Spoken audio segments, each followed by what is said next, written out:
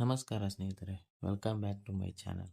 ನಟ rocking star Yash ಅವರು ತಮ್ಮ ಹೆಸರಿಗೆ ತಕ್ಕ ಹಾಗೆ ಬಾಲಿವುಡ್ ಹಾಗೂ ಹಾಲಿವುಡ್ ಅಂಗಳಗಳಲ್ಲಿ ತಮ್ಮ ರಾಕಿಂಗ್ ಜರ್ನಿಯನ್ನು ಆರಂಭಿಸಿದ್ದಾರೆ. ಸದ್ಯ ರಾಕಿಂಗ್ ಸ್ಟಾರ್ ಯಶ್ ನಟನೆಯ ಪ್ಯಾನ್ ಇಂಡಿಯಾ ಸಿನಿಮಾಗಳಾಗಿರುವ ರಾಮಾಯಣ ಹಾಗೂ ಟಾಕ್ಸಿಕ್ ಸಿನಿಮಾದ ಬಿಡುಗಡೆಗಾಗಿ ತಯಾರಾಗಿದ್ದಾರೆ. ಈ ಸಿನಿಮಾಗಳಲ್ಲಿ ಯಶ್ ನಟ ಮಾತ್ರ ಅಲ್ಲದೆ ನಿರ್ಮಾಪಕರಾಗಿಯೂ ಸಹ ಕೆಲಸ ಮಾಡಿದ್ದಾರೆ. ಇನ್ನು ಈ ಸಿನಿಮಾಗಳ ಪ್ರಚಾರದ ಕೆಲಸ ಜೋರಾಗಿ ನಡೆಯುತ್ತಿದೆ. ಇದರ ಮಧ್ಯೆ ಯಶ್ ಅವರು ಈಗ ಕಟಕಟೆಯನ್ನು ಏರಿದ್ದಾರೆ. ಹೌದು, ಇಂಡಿಯಾ ಟಿವಿನಲ್ಲಿ ಪ್ರಸಾರವಾಗುವ ದೇಶದ ಪ್ರತಿಷ್ಠಿತ ಕಾರ್ಯಕ್ರಮ ಆಪ್ ಕಿ ಅದಾಲತ್ ನಲ್ಲಿ ಕಾಣಿಸಿಕೊಂಡಿದ್ದಾರೆ.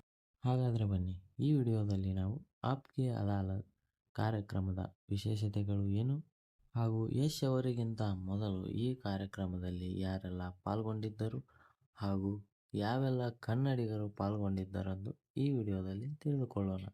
ಅದಕ್ಕಿಂತ ಮೊದಲು ನೀವು ನಮ್ಮ ಚಾನಲ್ಗೆ ಹೊಸಬರಾಗಿದ್ದಲ್ಲಿ ಈ ವಿಡಿಯೋಗೆ ಒಂದು ಲೈಕ್ ಮಾಡಿ ಹಾಗೂ ನಮ್ಮ ಚಾನಲನ್ನು ಸಬ್ಸ್ಕ್ರೈಬ್ ಮಾಡಿಕೊಳ್ಳಿ.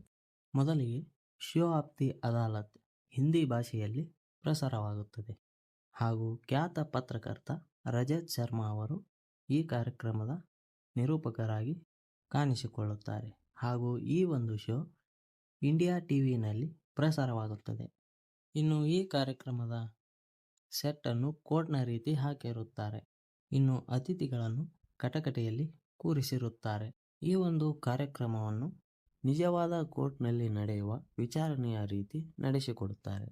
ಇನ್ನು ಇದುವರೆಗೆ ಈ ಕಾರ್ಯಕ್ರಮಗಳಲ್ಲಿ ಪ್ರಸಿದ್ಧ ರಾಜಕಾರಣಿಗಳಾದ ಪ್ರಧಾನಿ ನರೇಂದ್ರ ಮೋದಿಯವರು, ಅಟಲ್ ಬಿಹಾರಿ ವಾಜಪೇಯಿ, ಸ್ಮೃತಿ ಇರಾನಿ ಹಾಗೂ ರಾಹುಲ್ ಗಾಂಧಿ ಸೇರಿದಂತೆ ರಾಜಕೀಯ ದಿಗ್ಗಜರು ಭಾಗಿಯಾಗಿದ್ದರು.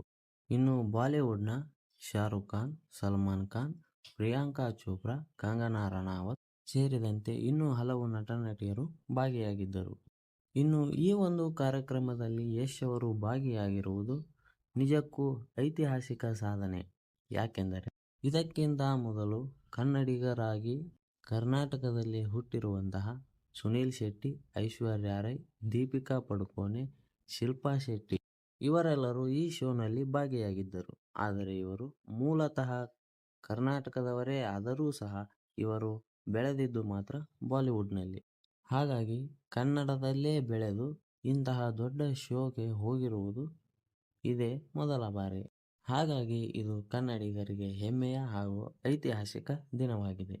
ಅಷ್ಟೇ ಅಲ್ಲದೆ ಕನ್ನಡಿಗರು ವಿಶಾಲ ಹೃದಯದವರು ಎನ್ನುವುದಕ್ಕೆ ಯಶ್ ಅವರೇ ಉದಾಹರಣೆಯಾಗಿದ್ದಾರೆ. ಯಾಕೆಂದರೆ ಸುಮಾರು 700ಕ್ಕೂ ಹೆಚ್ಚು ಜನ ಪ್ರೇಕ್ಷಕರೊಡನೆ ಒಬ್ಬೊಬ್ಬರ ಜೊತೆ ಫೋಟೋ ತೆಗೆಸಿಕೊಂಡಿದ್ದಾರೆ.